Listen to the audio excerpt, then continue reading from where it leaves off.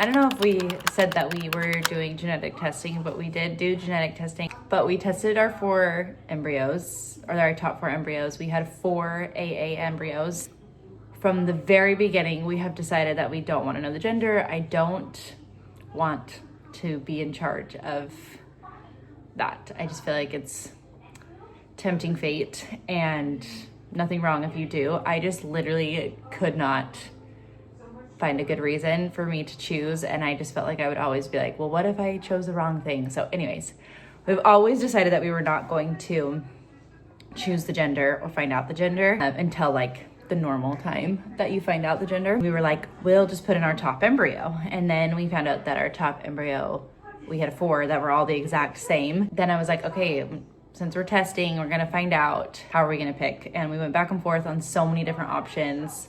I was just gonna let our doctor pick. And then I was like, I'm just letting some random man choose the like birth order of my family. I did not feel good about that, even though I totally trust my doctor. I trust him to do all the things that he needs to for his job, but his job is not to pick my family birth order. Then we were like, okay, if we have both a boy and a girl, maybe we'll have Matilda, like we'll make cupcakes, whichever one she picks will then be like what we put in. But then I was like, I don't want to pick before I put it in, because I don't want to have like any thoughts or feelings about it. I didn't want to be like, oh man, but now that she picked a girl, I really want a boy, or vice versa. I'm like, we can't pick. There's no way that we can pick. And I've just been it's been so hard for me to decide how to do this. But then I was looking at our sheet of all of the embryos that we have, and I was looking at all of the numbers of the embryos that we have, because they basically like number all of your eggs when they come out of the egg retrieval. So like it's in the order of how the eggs came out of your body, and then it shows the progression of the embryo. And then it's just like, okay, 7, 14, these are literally our top ones. So 7, 14, 21, and 22 all were for AAs. And then we were like, this is literally meant to be. If you guys have been following us for a while, we have always said that 222, that number is for our daughter Edie, and it's like her showing up in our life. And so we were like, wow, 22, if it comes back genetically normal, then that's the one that we're gonna put in. Well, he told us the breakdown of embryos. So we do have a boy and a girl, at least one of each. So then he was like, boy, right? And I'm like, I don't know. Like, I will be so happy if we have a boy. I will be so happy if we have a girl. Like, I have literally no like preference either way. I just don't want to be the reason why Matilda like doesn't have a sister right next to her, or doesn't have a brother right next to her. Like, I don't know what she needs, and I believe that that's like God's plan, and whatever.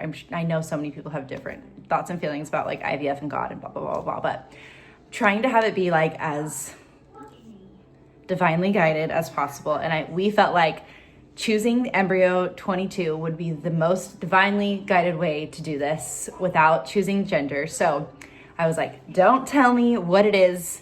Just tell me if 22 is genetically normal, and if it is, that's the one we're putting in. And he was like, oh my gosh, I love that. And it's genetically normal. So excited. We have like a window for our transfer day.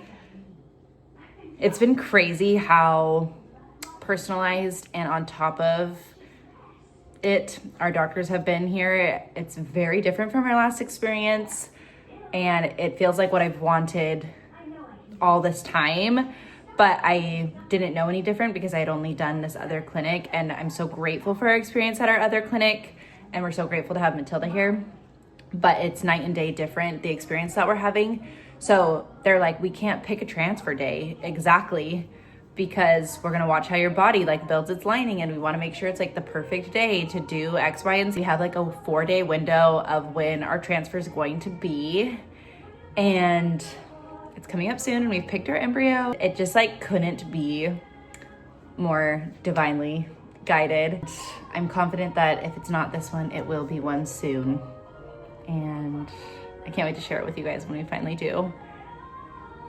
we're just feeling like really, really happy and really, really lucky. Hey, it's baseline ultrasound day. Nick is home with Matilda. The scan is always very quick, very simple, very easy. Basically just like there's nothing crazy happening in my uterus other than the one thing that we've been watching. I still don't really, well, I do understand what it is. It is most likely scar tissue from when we had Matilda, but it's like right where we would typically implant an embryo. So that's a little bit concerning, but my doctor actually doesn't think it's in the uterine lining. It's more in the muscle. Anyway, so we're going to see if that has changed. It hasn't changed in the last like 3 months of us checking on it. So I doubt that that's going to change today. That would be the only thing that would be concerning in this scan. But I really don't think that anything's going to happen with that. And then we're just going to hope and pray that the embryo implant somewhere else is healthy and viable and that that thing doesn't give us any issues. My doctor and I are both not super worried about it. We've talked it over a ton. We've done as much like imaging as we possibly can, and we feel good about trying an embryo transfer. And if it doesn't work, we have other chances, and then we can maybe adjust our plan. But I feel good about this plan. If everything looks good today, I'll start my oral estrogen. Yeah, we'll just do that for a couple weeks until I start progesterone injections. So crazy. So come with me to my ultrasound.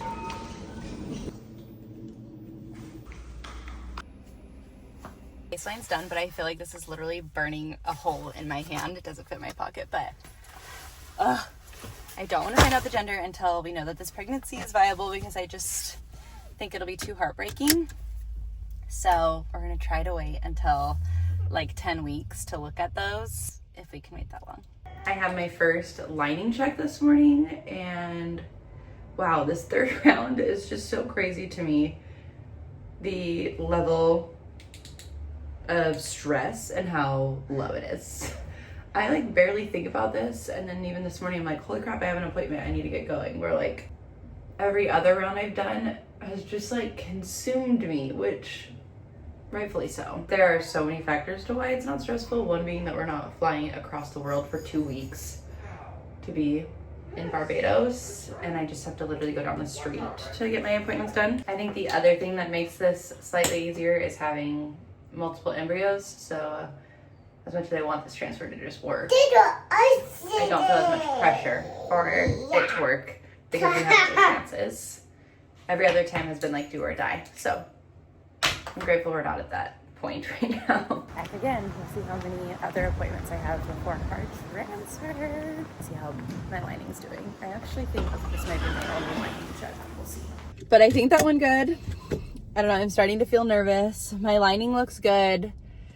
We have this like, I have this spot that they think is adenomyosis. I think I'm pronouncing that wrong. The scar tissue, sort of like endometriosis, but it's not endometriosis. It's in the muscle. It's not in the uterine cavity, but it's like making my uterus like kind of bulge a little bit. And I'm trying not to be nervous about it. My doctor is not super nervous about it. It's so small, but it is like making a defect in the way that my lining is growing. I am going to start progesterone and oil shots in 2 days. And then I am going to have a transfer in a week. So we'll see how this goes. Like, I want to just pretend like I'm not pregnant until I give birth. I'm sure that'll change as soon as I start feeling symptoms. And I also really want to know the gender of this baby. We have the gender at the house in an envelope. Our plan is to at least wait until we see a heartbeat on an ultrasound, but I don't know, we'll see. We're definitely not going to look before the transfer because we don't want to like influence the transfer and like second guess our choice. We just want it to be as like natural, it's not natural at all, but like normal as possible. Like not knowing the gender is normal because you usually just have sex and get pregnant. Not us. I'm gonna take my oral medications right now while Nick makes breakfast. But it's transfer week. Oh yeah. And I'm starting my progesterone and oil shots right now. That mom is gonna put a baby in her belly this week. What do you think about that? You just want your breakfast. Let's see if I can even remember how to do these. I'm scared. So we didn't have to order any of the meds for this transfer because literally the day before I miscarried our last transfer, I was like, this is it, it's gonna work. So I ordered the rest of my progesterone and oil shots for the 10 weeks that you have to do them. So I have literally like at least a month's worth of progesterone and estrogen that you take for your transfers or whatever. So that was kind of nice, and hopefully we'll be using all of this medication this time.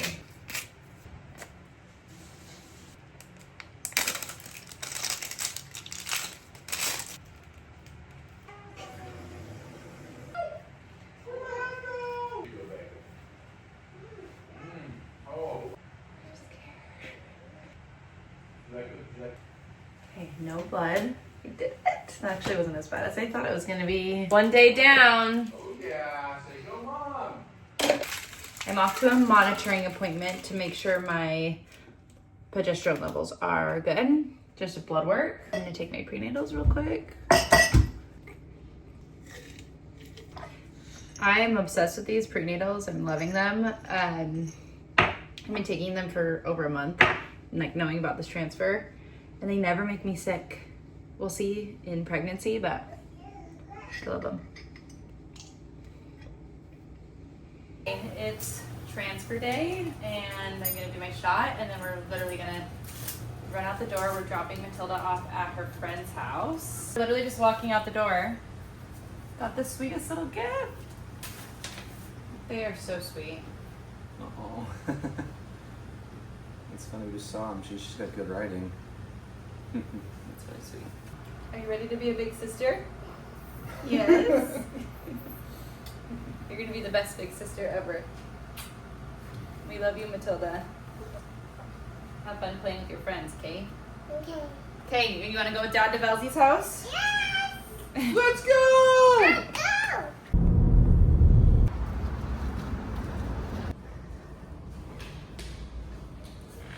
Go. Round. I can't even remember. I think this is our 5th transfer. 5, let's go. Lucky number 22. Perfect. Just initials? God, ready. I was thinking about how many times we flipped your uterus. Yeah. Probably 100, easily, at least. With like all the in between. You are, but we're going to double check the ID, okay? Can you say your name out loud? Embryo 22. Yes. Lucky number 22. 1, 2, 3. Here's our baby. Looking. It's my first embryo that's ever hatched like this, so maybe that's a good sign. That's a great sign. Some Taylor Swift, 22. Oh yeah, we should. I don't know about you, but I'm feeling 22. The cutest little sign Matilda and our neighbors made together. It has literally been a shit show of a day. That is the most accurate way to describe today. Anyways, I need to feel something. It is almost exactly 3 days post transfer, so I know this is going to be negative, but if it's positive, how freaking exciting would that be? A little over 72 hours.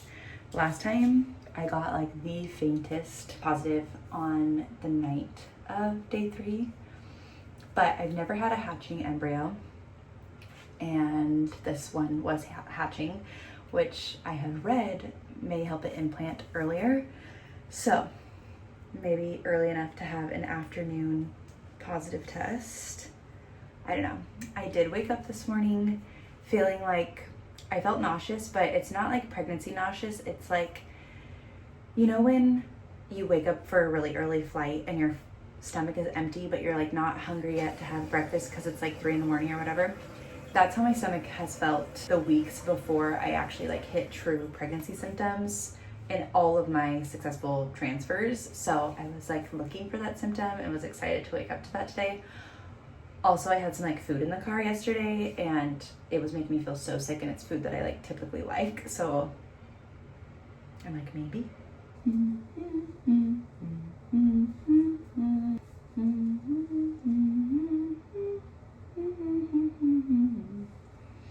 So far it's looking like nothing, which Was to be expected. Wow, I'm looking rough. Should I get ready while I'm waiting? I don't know if I'm like literally making this up, but I swear I see the line. Okay, I'm looking more alive. Let's check it one more time. I swear there's a line. I don't know if you can see it. There's a line right there, right? Like, am I crazy? So we'll wait till tomorrow to do that with Nick. Please, can I just be pregnant? I want it so bad.